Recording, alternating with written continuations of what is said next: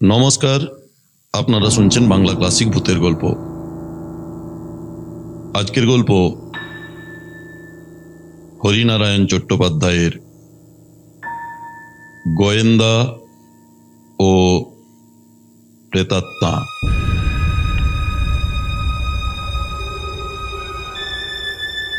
তখন সন্ধ্যার গাঢ় অন্ধকার নেমে এসেছে। জায়গাটা শহর নয়, শহরতলি। উঁচু নিচু কাঁকর বিছানো রাস্তা, দুপাশে আকন্দ, ফণিমনসা আর বনতুলসীর ঝোপ। এইসব গাছগাছড়ার জন্য জায়গাটা আরো অন্ধকার দেখাচ্ছে।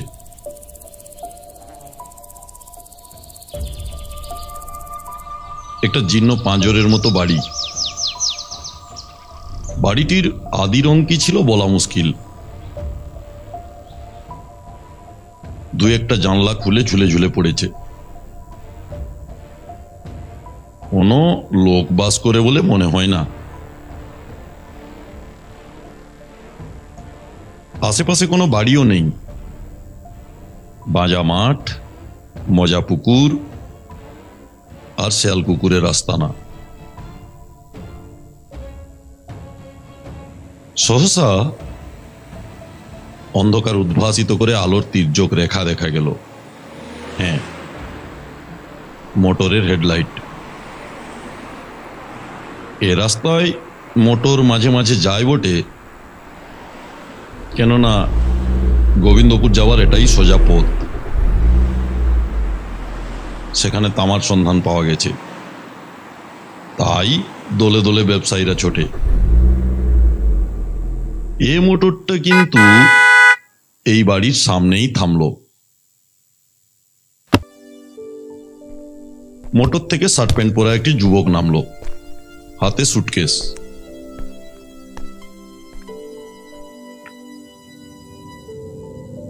টর্চ ফেলে রাস্তা দেখে দেখে বাড়ির মধ্যে ঢুকলো। লোকটি নামার পরেই মোটরটি চলে গেল, যেদিক থেকে এসেছিল সেই দিকে।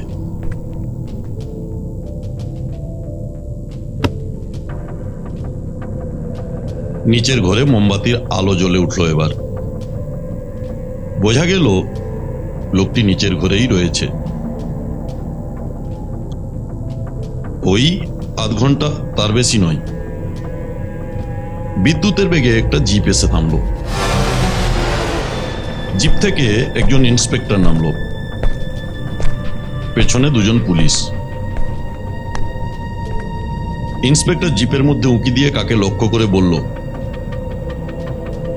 কি হে, এই বাড়িটাই তো? ভেতর থেকে উত্তর এলো, আগে হ্যাঁ হুজুর। ঠিক আছে, চলো।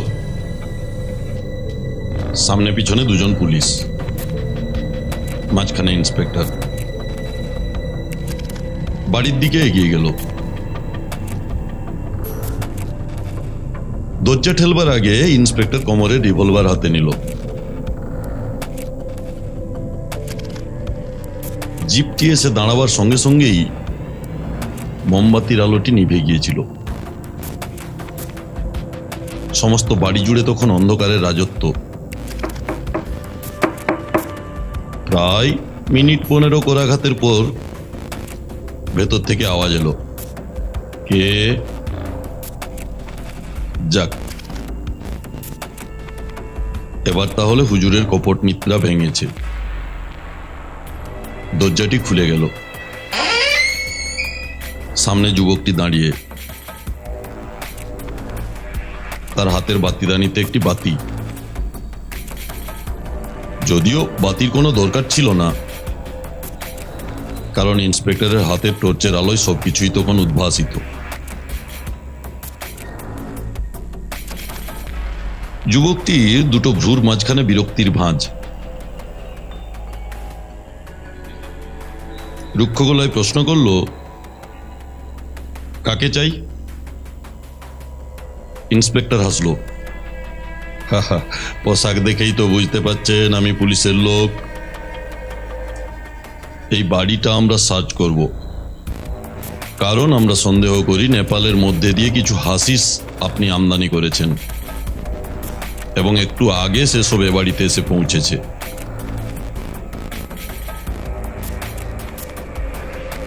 যুবকটি এবার ঠোঁট মুচকে হাসল।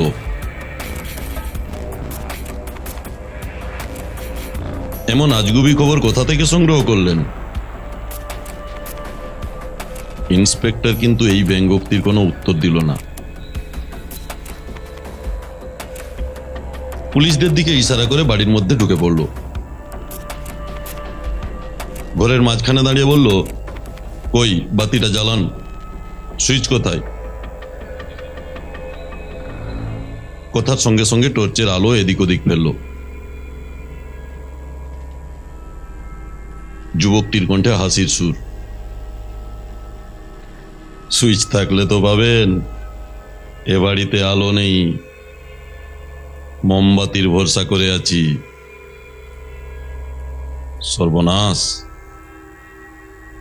বাতিও নেই। নির্বান্ধব পুরীতে কি করে থাকেন মশাই?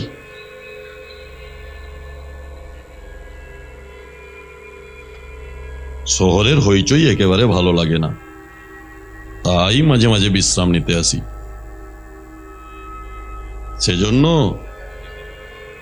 না চোরা কারবারের সুবিধা বলে? আপনাদের সঙ্গে তর্ক করে তো আর লাভ নেই। নিন, কি সার্চ করবার করুন। তা বাড়ি সার্চ করবার আগে আমাকে সার্চ করবেন না? ইন্সপেক্টর আর চোখে যুবকটির দিকে দেখল। ওর পরনে গেঞ্জি আর লুঙ্গি। এ পোশাকে কিছু লুকিয়ে রাখবে এ সম্ভাবনা কম। তবু ইন্সপেক্টর একজন পুলিশকে বলল, রামবিলাস, তুমি বাবুকে পাহারা দাও, আমি ঘরগুলো খুঁজে দেখি।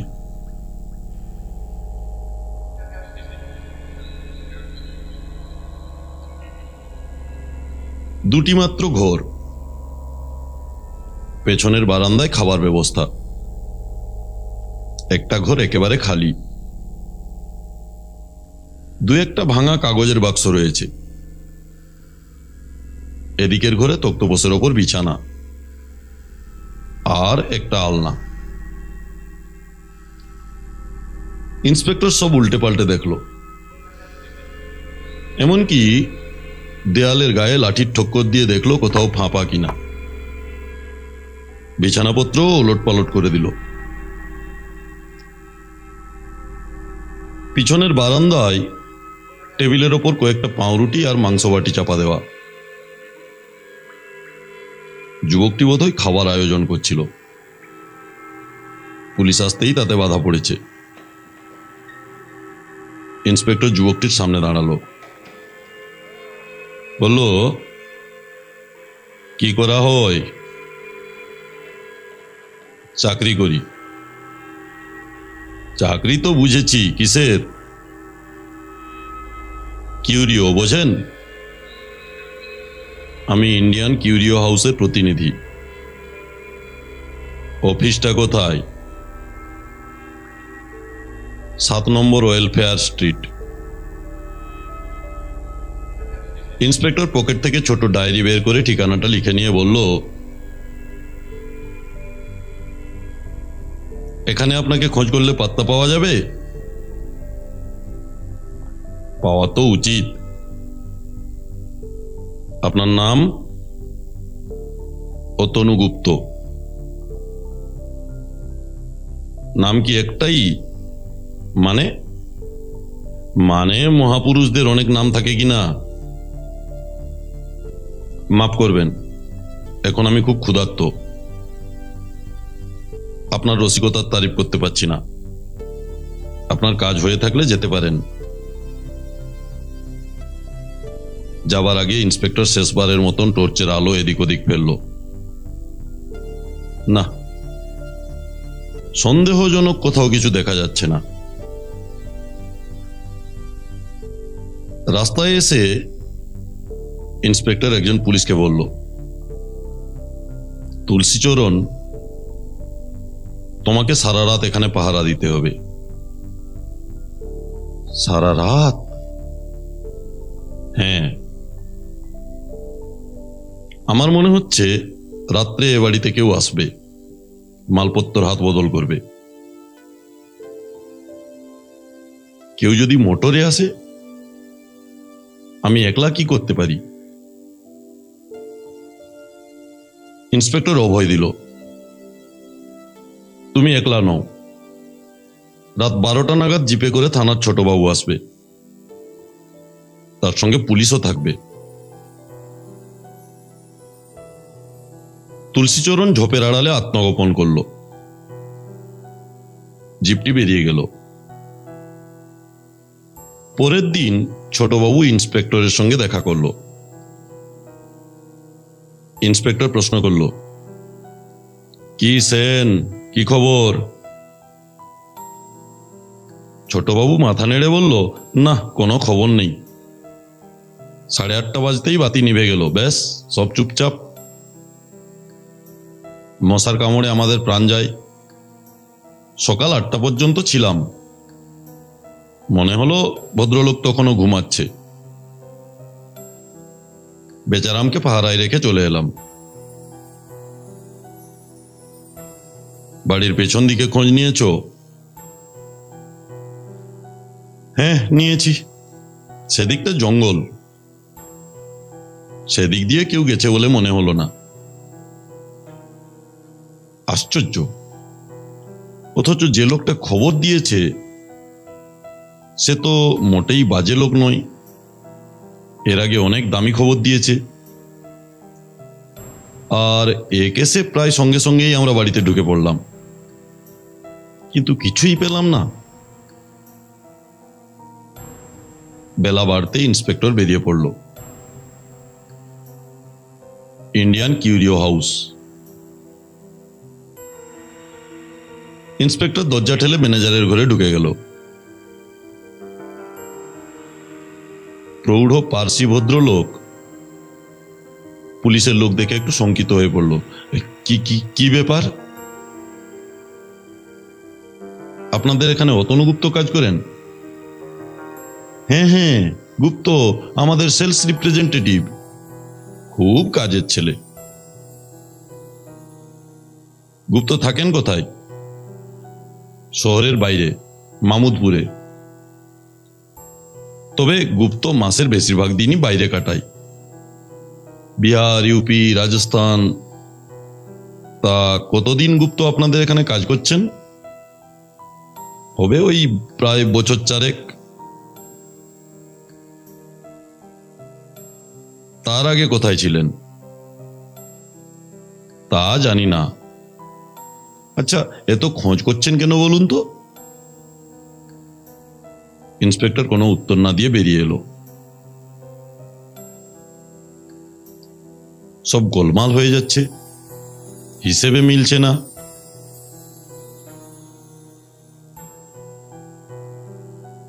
রাস্তার মধ্যে ইন্সপেক্টর হঠাৎ নেমে পড়ল। বরাত ভালো বাইরের ঘরেই পারিজাত বক্সি বসেছিলেন। বিখ্যাত সত্যান্বেষী ব্যোমকেশ বক্সির ভাইপো। ইন্সপেক্টরকে দেখে উচ্ছ্বসিত হয়ে তিনি বললেন, স্বাগতম স্বাগতম। কি ব্যাপার গরিবের কুটিরে?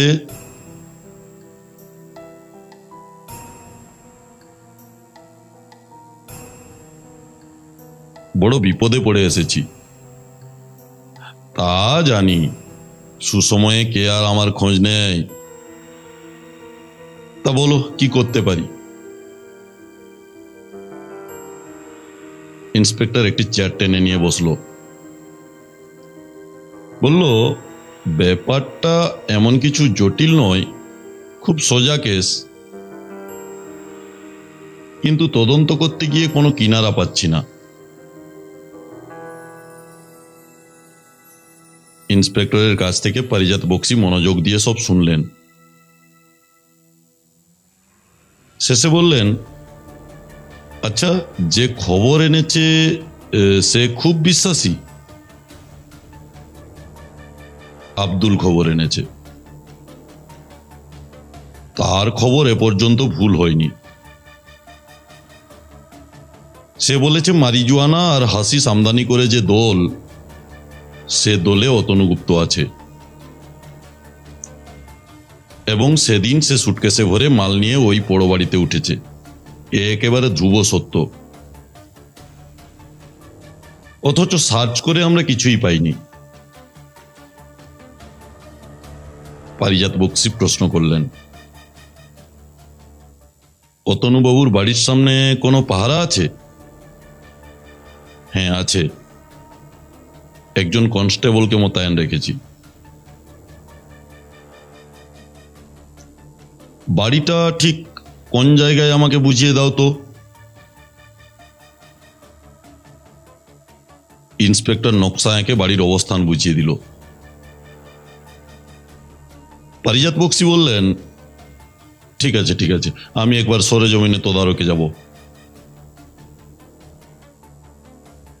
আমার থাকার দরকার আছে? না না, তোমার কনস্টেবল আমাকে ঠিক চিনে নেবে, আমি ছদ্মবেশে যাব না। ইন্সপেক্টর নমস্কার করে বেরিয়ে গেল। পারিজাত বক্সী কাজের ভার নিলে নিশ্চিন্ত হওয়া যায়। অদ্ভুত বিচক্ষণ শক্তি, অনুধাবন ক্ষমতা, অপরাধ তত্ত্বের সবকিছু নখদর্পণে। পুলিশকে তিনি বহুবার সাহায্য করেছেন। খোদ বড় কর্তা থেকে সাব ইন্সপেক্টর পর্যন্ত সকলেই কৃতজ্ঞ। মনে হয় কালে ব্যোমকেশ বক্সীর সমকক্ষ হওয়া বিচিত্র নয়।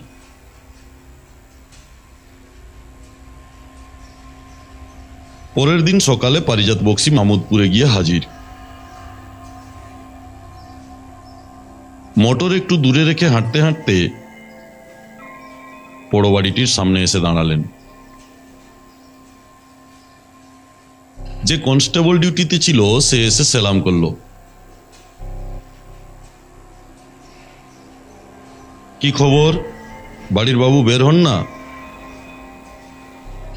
হ্যাঁ সাব, বেলা 9:30 নাগাদ বেরিয়ে পড়েন। ফেরেন কখন? অনেক রাতে। উনি কোথায় যান খোঁজ রাখো? ছোট দারোগা বাবু চৌরাস্তার পেট্রোল পাম্পে বসে থাকেন। বাবু ওখান থেকেই ট্যাক্সিতে ওঠেন। ছোট দারোগা বাবু জিপে করে তাকে অনুসরণ করেন। পার্ক স্ট্রিটের মনোলিনা হোটেলে যান। সেখানে 7 নম্বর ঘরটি ওর নামে নেওয়া আছে।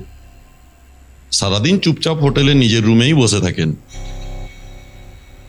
হোটেলেও আমাদের লোক পোস্টেড আছে। পারিজাত বক্সী কিছু বললেন না, চিন্তা করতে লাগলেন। তাহলে লোকটা কিভাবে মাল পাচার করে, কোন ছিদ্র পথে? হোটেলের রুমটাও নিশ্চয়ই সার্চ করা হয়েছে। কথাবার্তার মধ্যেই অতনু বের হয়ে এলো, পরনে শার্ট আর ফুল প্যান্ট। নিতান্ত সাধারণ চেহারা।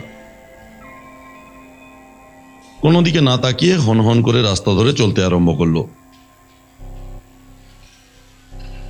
তার আগেই পারিজাত বক্সী আর কনস্টেবল ঝোপের আড়ালে আত্মগোপন করেছেন। অতনু পথের বাঁকে মিলিয়ে যেতে পারিজাত বক্সী বললেন, তাহলে রাত পর্যন্ত লোকটার তো ফেরার সম্ভাবনা নেই। আমি একটু বাড়ির মধ্যে যাব। যদি কোনো কারণে লোকটি ফিরে আসে আমাকে হুইসেল বাজিয়ে জানিয়ে দিও।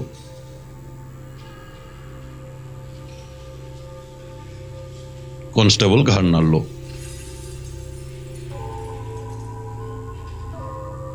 পারিজাত বক্সী দরজার সামনে দাঁড়িয়ে বিস্মিত হলেন। তাঁর ধারণা ছিল দরজায় খুব দামি তালা লাগানো থাকবে, কিন্তু না, একেবারে সাধারণ তালা। পকেট থেকে চাবির গোছা বের করে পারিজাত বক্সী 2 মিনিটে তালাটি খুলে ফেললেন। ভেতরে ঢুকে এদিক ওদিক দেখলেন। তক্তপোষের ওপরে বিছানাটি গোটানো। সমস্ত বিছানা খুঁজলেন তন্ন তন্ন করে, এমনকি আলনার জামা কাপড়ও নেড়ে চেড়ে দেখলেন। দেয়ালে একটা ফটো টাঙানো, জান্দ্রেল চেহারার এক ভদ্রলোক, পাকানো গোঁফ, মিলিটারি পোশাক। বোধ হয় অতনুগুপ্তের পূর্বপুরুষদেরই কেউ হবে। পাশের ঘরটি একেবারে ফাঁকা, কোনো জিনিসই নেই।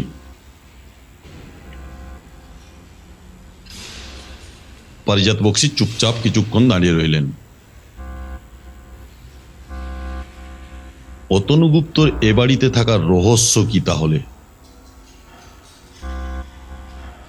অন্য লোকের হাতে মাল কিভাবে, কখন পাচার করলো?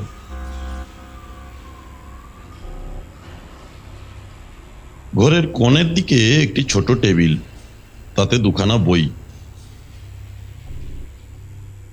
নিতান্ত কৌতূহলের বসে পারিজাত বক্সী বই দুটো তুলে দেখলেন।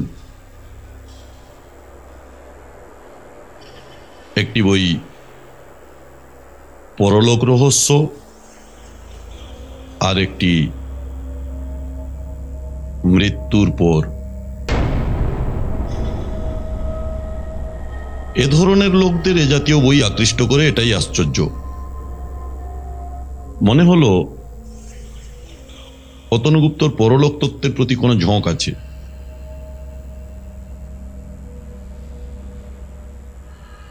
পারিজাত বক্সী বেরিয়ে এলেন। এমন তো নয় অতনুগুপ্ত মাল আগেই সরিয়ে ফেলে খালি সুটকেস হাতে নিয়ে এখানে নেমেছে স্রেফ পুলিশের চোখে ধুলো দেওয়ার জন্য। ছোট সুটকেসটাই বা গেল কোথায়?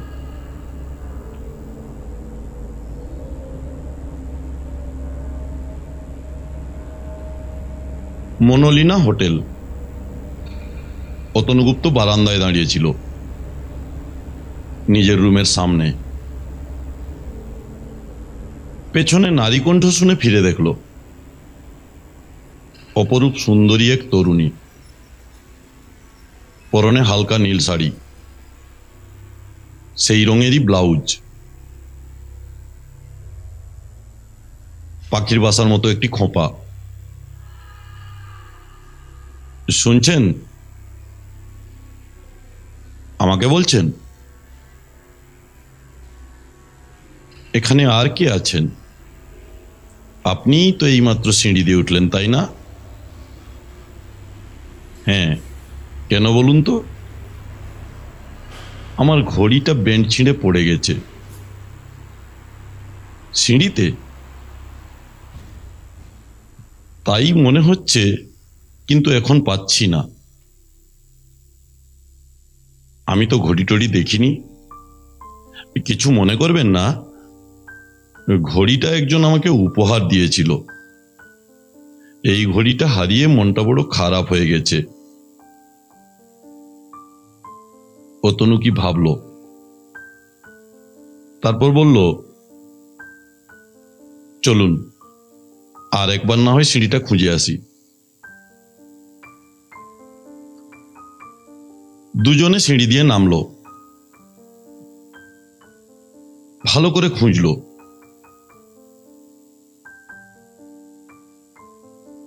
মেটিং এর তলায়, রেলিং এর ফাঁকে,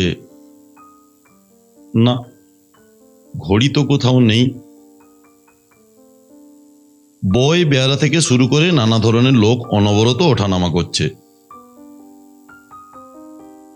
তাদেরকেও সরিয়ে ফেলেছে হয়তো।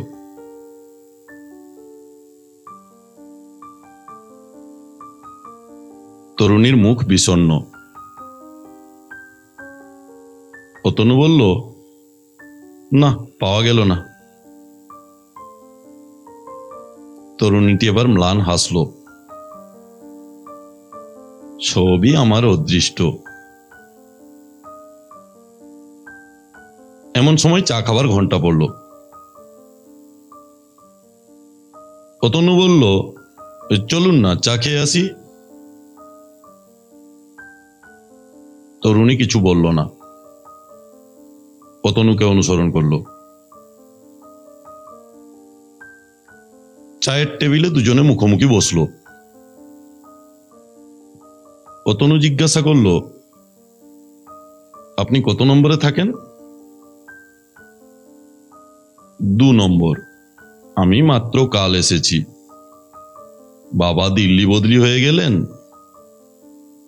আমি এখানে বিটি পড়ি। এ হোটেলের ম্যানেজারের সঙ্গে বাবার অনেক দিনের আলাপ, তাই এখানে এসে উঠেছি। আপনি? আমি দিনের বেলায় এ হোটেলে থাকি। এক কিউরিও প্রতিষ্ঠানের আমি প্রতিনিধি। এখান থেকে অনেক দূরে আমার বাড়ি।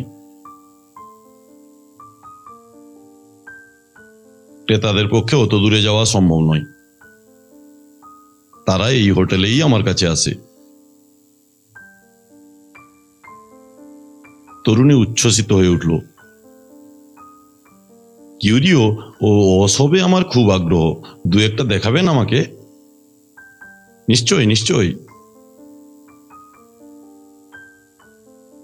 চা খেয়ে নিয়ে চলুন আমার রুমে। অতনু তরুণীকে নিয়ে নিজের রুমে এলো। টেবিলের ওপর ছোট্ট 2টো প্যাকেট। একটি চেয়ারের ওপর তরুণীটি বসলো। একটা প্যাকেট খুলে অতনু দেখালো। টেরাকোটার 7টা ঘোড়া, একটি লোক লাগাম ধরে আছে। অতনু বলল, উড়িষ্যার এক শিল্পীর তৈরি, কোণারকের অনুকরণে। 7টি ঘোড়া 7টি রশ্মির প্রতীক। চালক অরুণ দেব, খুব পুরনো জিনিস, মাটির তলা থেকে পাওয়া। তরুণীটি মূর্তিটি নিয়ে নিবিষ্ট চিত্তে পর্যবেক্ষণ করল। অনেকক্ষণ ধরে ঘুরিয়ে ফিরিয়ে দেখল। তারপর অতনুর হাতে ফেরত দিয়ে বলল, চমৎকার জিনিস, এটার দাম কত? অতনু হাসল। কিউরিওর কোনো নির্দিষ্ট দাম থাকে না, ক্রেতা হিসেবে এর দাম। আমেরিকান মহিলা পাকড়াতে পারলে 1000 টাকা দাম হতে পারে। 1000 টাকা একটা মূর্তিতে? তাহলে তো আপনি বড় লোক। না না, 1000 টাকা তো আর আমি পাই না, আমার কমিশন 10%। এবার দ্বিতীয় প্যাকেট খোলা হলো। নটরাজ মূর্তি। তরুণীটি বলল, এ মূর্তিটি কিন্তু সাধারণ, খুব দেখা যায়। অতনু মাথা নাড়ল।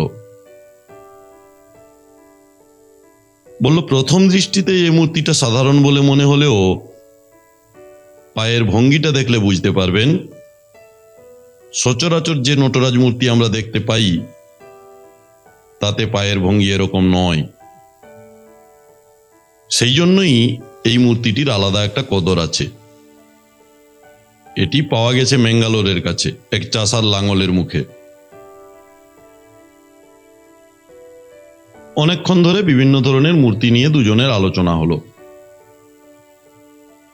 তরুণী বলল, মাঝে মাঝে এসে কিন্তু আপনাকে বিরক্ত করব। অতনু হাসলো, বলল, বিরক্তির কি আছে? দুপুরবেলা তো আমি থাকি, যখন খুশি চলে আসবেন। আপনার রুমটা বেশ ঠান্ডা। আমার রুমটার জানলা পশ্চিম দিকে বলে দুপুরের পর থেকেই কেমন গরম হয়ে ওঠে। পাখার হাওয়াও গরম, একেবারে পড়াশোনা করতে পারি না। তা আপনি যখনই প্রয়োজন মনে করবেন এ ঘরে চলে আসবেন, আমার কাছ থেকে চাবি নিয়ে নেবেন। তরুণী ধন্যবাদ দিয়ে উঠে দাঁড়ালো। অতনু জিজ্ঞাসা করলো, আপনার নামটা কিন্তু জানা হলো না। আমার নাম শিপ্রা নাগ। সেই শুরু, তারপর থেকে প্রতিটি দিন। অতনু রোজই নতুন নতুন কিউরিও হোটেলে নিয়ে আসতো। তারপর সালকুলজি নির্ণয় চলতো সিপ্রার সঙ্গে। মাঝে মাঝে চাবি নিয়ে সিপ্রা এ রুমে চলে আসতো অতনুর অনুপস্থিতিতে। বই খাতা নিয়ে পড়াশোনায় ব্যস্ত থাকতো। একদিন অতনু বলল, চলুন না কোথাও বেরিয়ে আসি।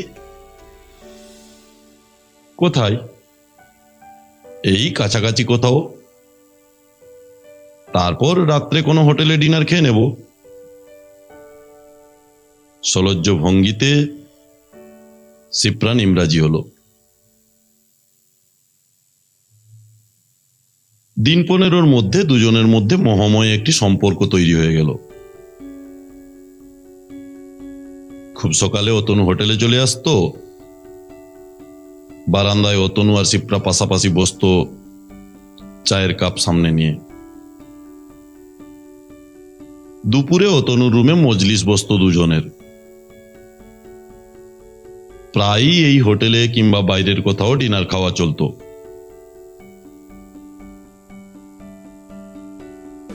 পনেরো দিন পর মনোলিনা হোটেলের সামনে পুলিশের জিপ এসে দাঁড়ালো।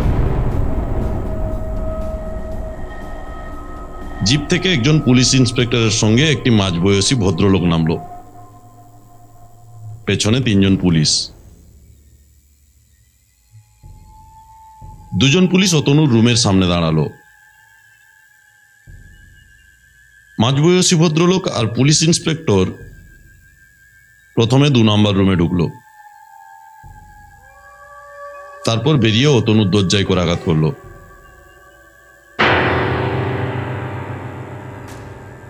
অতনু দরজা খুলেই পিছিয়ে গেল। বলল, কি ব্যাপার? পুলিশ ইন্সপেক্টর রুক্ষ কণ্ঠে বলল, কি ব্যাপার তাই জানতেই তো আপনার কাছে আসা।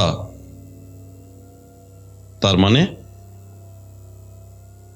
মানে সিপ্রা দেবী কোথায়? মিস্টার নাগের মেয়ে? এবার মাঝবয়সী ভদ্রলোক বলল, শুনলাম আমার মেয়ের সঙ্গে আপনার খুব হৃদ্যতা ছিল। এখানকার বন্ধুরা দিল্লিতে আমাকে লিখেছিল, এখানে ওখানে দুজনকে একসঙ্গে দেখা যেত। অতনু নিজেকে সামলে নিয়ে বলল, হ্যাঁ, আমার সঙ্গে আলাপ ছিল। সিপ্রা বলেছিল আপনি এলে আপনার সঙ্গে আলাপ করিয়ে দেবে। কিন্তু মেয়ে কোথায় আমার?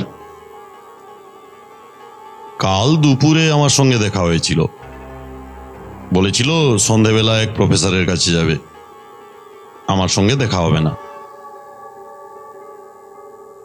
আজ সকালে অনেকক্ষণ বারান্দায় অপেক্ষা করেছিলাম, সিপ্রা আসেনি। 2 নম্বর রুমটিও দেখলাম তালা বন্ধ। ঠিক এই সময় একজন পুলিশ ভেতরে ঢুকলো। Sub, telephone. পুলিশ ইন্সপেক্টর দ্রুত পায়ে বেরিয়ে এলো। মিনিট 10 পরে ইন্সপেক্টর যখন আবার অতনুর রুমে ঢুকলো, তখন সে রীতিমতো উত্তেজিত। মিস্টার নাগের দিকে ফিরে বলল, মিস্টার নাগ, বড় দুঃসংবাদ আছে। দুঃসংবাদ? হ্যাঁ, এইমাত্র লালপুর থানা থেকে খবর এলো সিপ্রা নাগের মৃতদেহ পাওয়া গেছে। সে কি? মিস্টার নাগ চেয়ারের ওপর বসে পড়ল। সারা মুখে রক্ত নেই, 2টি চোখ জলে ভেজা। চলুন আমরা এখনই বেরিয়ে পড়ি। তারপর ইন্সপেক্টর অতনুর দিকে রস কষায়িত দৃষ্টিতে তাকিয়ে বলল, মিস্টার গুপ্ত, আপনাকে গ্রেপ্তার করতে বাধ্য হলাম। যতক্ষণ না নিজের গতিবিধি সম্বন্ধে সন্তোষজনক উত্তর দিতে পারবেন, ততক্ষণ আপনার মুক্তি নেই। 2 জন পুলিশ অতনুর দুপাশে গিয়ে দাঁড়ালো। সবাই জিপে উঠল। শহরের বাইরে লালপুর থানা। সেখানে ইন্সপেক্টর কিছুক্ষণের জন্য নেমে গেল। তারপর এক পুলিশ সঙ্গে করে আবার উঠে এলো। পচা ডোবার পাশে জরাজীর্ণ একতলা বাড়ি। সকলে নেমে গেল। ইন্সপেক্টর জানলার ভাঙা খড়খড়ি দিয়ে দেখে নিয়ে বলল, আমাদের ভেতরে যাওয়া উচিত হবে না, ফরেনসিক ডিপার্টমেন্টের লোক আসবে। তাছাড়া ধুলোতে পায়ের দাগ থাকাও বিচিত্র নয়, সেগুলো মুছে যেতে পারে। সবাই খড়খড়ি দিয়ে দেখল, অতনুও। একটা কড়িকাঠে দড়ি বাঁধা, শিপ্রা ঝুলছে, জীব অনেকটা বেরিয়ে পড়েছে, দুটি চোখ বিস্ফারিত, ঠোঁটের দুপাশে রক্তের দাগ।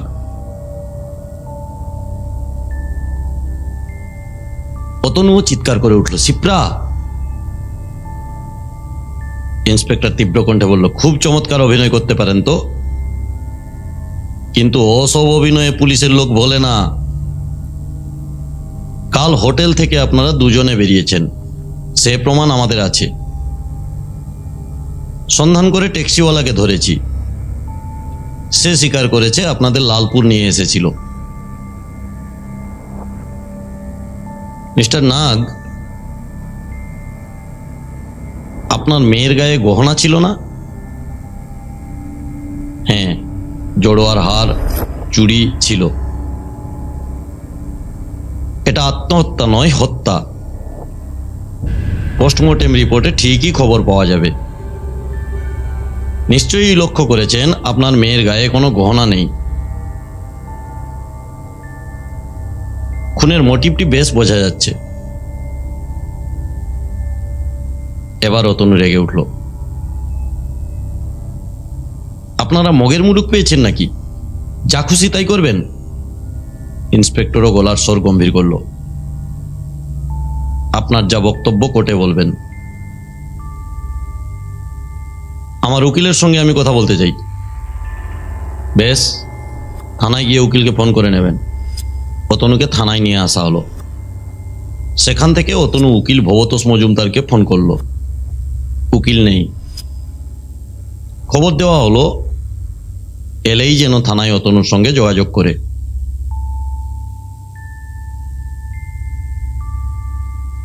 বিকেলে পোস্টমর্টম রিপোর্ট এলো, আত্মহত্যা নয়, হত্যা।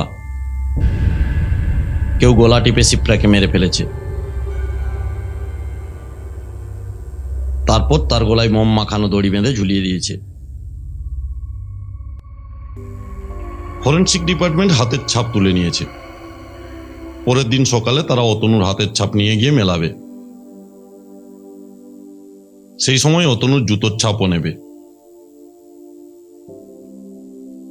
ইতিমধ্যে ভবতোষ মজুমদার এসে দেখা করল। অনেকক্ষণ অতনুর সঙ্গে কথা হলো সঙ্গোপনে। তারপর উকিল বলল, কত টাকার জামিন হলে ছাড়তে পারেন?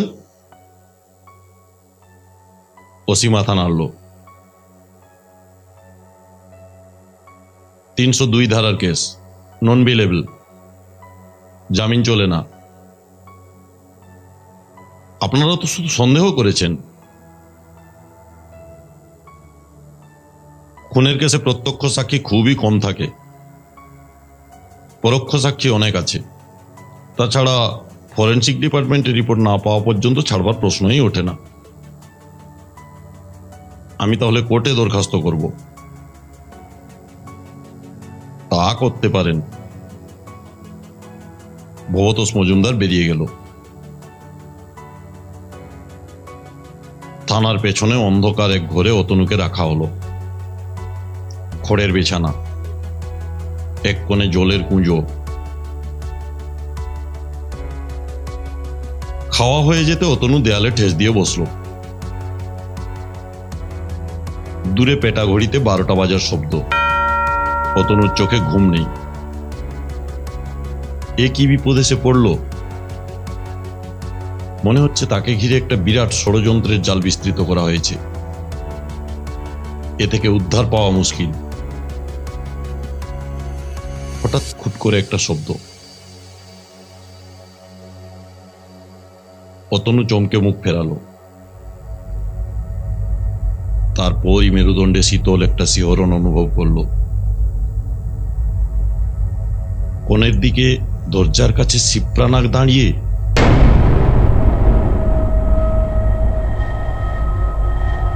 এ কি, তুমি বেঁচে আছো? শিপ্রা মাথা নেড়ে বলল, না, আমি বেঁচে নেই। আমার এক পুরনো প্রেমিক ঈর্ষার বসে আমাকে হত্যা করেছে। কিন্তু আমি যে জড়িয়ে পড়েছি। জড়িয়ে পড়েছ কারণ তুমি মিথ্যাবাদী। মিথ্যাবাদী? নিশ্চয়। তুমি নেশার জিনিসের চোরা কারবারি, সে কথা আমার কাছে লুকিয়েছ। অতনু ভ্রু কুঞ্চিত করল। বাজে কথা। বাজে কথা? আমি এখন যে লোকে রয়েছি সেখানে আমার অগোচর কিছু নেই, থাকতে পারে না। আমি জানি তুমি মারিজুয়ানা, হাসিস আর কোকেনের এক বিরাট আন্তর্জাতিক চোরা কারবারি দলের সঙ্গে জড়িত, ঠিক কিনা বলো? অতনু কোনো কথা বলল না। বারবার শিপ্রা একই প্রশ্নই করল, কিন্তু অতনুর কাছ থেকে কোনো উত্তর পেল না। পরপর 3 দিন একই ব্যাপার। কদিনেই অতনুর চেহারা যেন অর্ধেক হয়ে গেল। চোখের কোলে কালি, নিরক্ত ঠোঁট। এরপর ফরেনসিক ডিপার্টমেন্টের রিপোর্টও এসে গেল। শিপ্রার গলায় অতনুর হাতের ছাপ। ঘরের মেঝেই জুতোর ছাপের সঙ্গে অতনুর জুতোর ছাপের কোনো তফাৎ নেই। রিপোর্ট অতনুকে শোনানো হলো। বিস্ফারিত চোখে, বিবর্ণ মুখে অতনু সব শুনল। সে রাত্রে সে খাবার খেতে পারল না। মাঝরাতে আবার শিপ্রা এসে দাঁড়ালো। গম্ভীর কণ্ঠে বলল, তোমাকে ফাঁসির দড়ি থেকে বাঁচানো আর সম্ভব নয়। আর সম্ভব নয়? কি করে সম্ভব হবে? আমি যা প্রশ্ন করেছিলাম তুমি তার উত্তরই দিলে না। কিন্তু একটার সঙ্গে আরেকটার সম্পর্ক কি? তুমি তো ভালোই জানো আমি তোমার হত্যাকারী নই। তবে আমাকে বাঁচাবে না কেন? বাঁচাবো না, কারণ তুমি আমার সঙ্গে প্রতারণা করেছ। এখন যদি আমি স্বীকার করি তাহলে হত্যার অপরাধ থেকে তোমাকে আমি বাঁচাবো। আর হাসিস নিয়ে কারবারের ব্যাপারে তুমি হাসিস কোথায় লুকিয়ে রেখেছো বলো, সেখান থেকে আমি হাসিস সরিয়ে ফেলবো। কেউ তোমায় ধরতে পারবে না। কিন্তু তুমি যদি সবই জানো, তাহলে কোথায় হাসিস লুকিয়ে রেখেছি তা তো তোমার অজানা থাকার কথা নয়। শিপ্রা একটু দম নিল, তারপর বলল, কিছুটা বায়ুমণ্ডল পর্যন্ত আমরা জানি। মামুদপুর আমার এলাকা নয়, তাই তোমাকে জিজ্ঞাসা করছি। তুমি ঠিক আমাকে বাঁচাবে? আমরা মিথ্যা বলি না। শিপ্রার কণ্ঠস্বর তীক্ষ্ণ।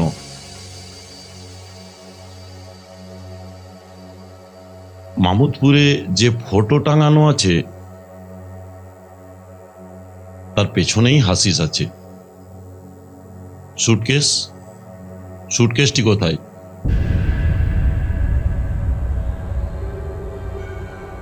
ও সুটকেস খোলা যায়, খুললে চাদরের মতন হয়ে যায়। প্রথম দিন আমি লুঙ্গির মধ্যে পড়েছিলাম, ইন্সপেক্টর টের পায়নি, কারণ আমার বডি সার্চ করেনি।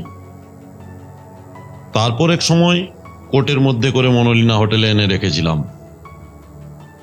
পুলিশ আমার পেছনে লেগেছে বলে এতদিন হাসিস আমি পাচার করতে পারিনি, না হলে মূর্তির মধ্যে করে খদ্দেরের হাতে চলে যেত।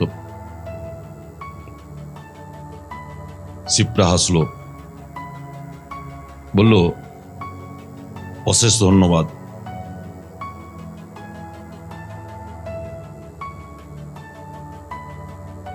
পারিজাত বক্সির বাইরের ঘরে ইন্সপেক্টর রায় বসেছিল। এদিকের সোফায় শিপ্রা নাগ। পারিজাত বক্সি হাসলেন। স্বীকার করি পদ্ধতিটা কিঞ্চিত গ্রাম্য হয়ে গেল, বিশেষ করে এই ফরেন্সিক যুগে। তবু ওই অতনুর ঘরে পরলোক তত্ত্ব সম্বন্ধে দুখানা বই দেখে মতলবটা আমার মাথায় এসেছিল। শিপ্রা আমার শালী, ওর আসল নাম বিজয়া। শখের অভিনয়ে খুব নাম করেছে, তাই ওকে কাজে লাগালাম। অতনুকে কাবু করতে ওর বিশেষ দেরি হলো না। চোরা কারবারি হোক আর খুনি হোক, একটি জায়গায় সবাই দুর্বল।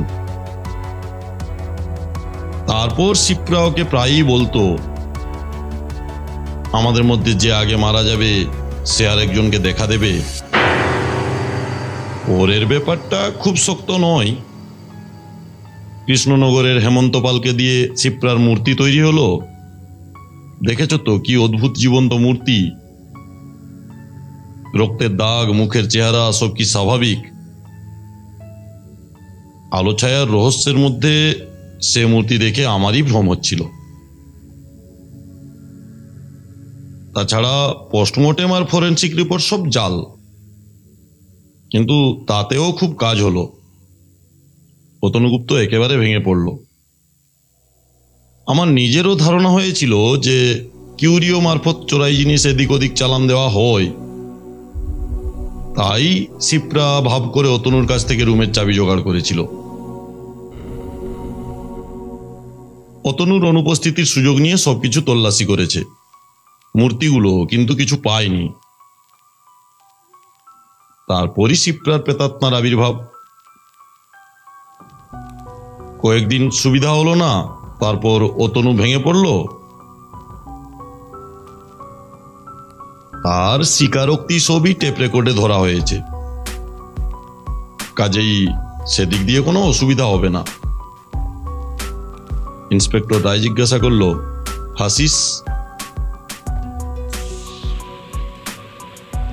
মামুদপুরে অতনুর ঘরে মিলিটারি পোশাকে যে ফটোটা ছিল, সেটা আমরা ভেবেছিলাম অতনুর পূর্বপুরুষের ছবি। তার মধ্যেই সব পাওয়া গেছে। ছবিটা ফাঁপা, ছবির পোশাকের মধ্যে বেশ ফাঁক, সেখানে হাসিস সাজানো। পিচবোর্ড ভাঙতেই সব পরিষ্কার হয়ে গেল। পারিজাত বক্সি দাঁড়িয়ে উঠলেন, হেসে বললেন, তাহলে এবার আমার কাজ শেষ, তোমাদের কাজ শুরু। দেখো, যদি জেরার মুখে অতনু অন্য সঙ্গীদের নাম করে, তবে সে সম্ভাবনা কম। গল্পটি ভালো লাগলে একটি লাইক করুন আর চ্যানেলটি সাবস্ক্রাইব করে সঙ্গে থাকুন।